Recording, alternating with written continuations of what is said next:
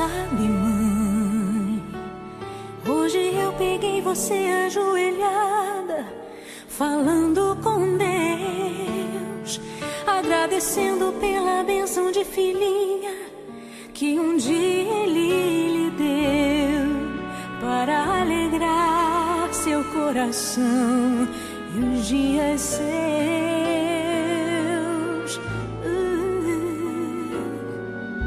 Sabe, mãe, ainda estava em sua barriga e já sentia amor. Até a música que mais gostava eram as batidas do meu coração, embalando o seu sono e as emoções. Mas sabe, mãe, é você a maior bênção que alguém já pôde ter. Já sei falar, andar, brincar e ainda sou o seu bebê.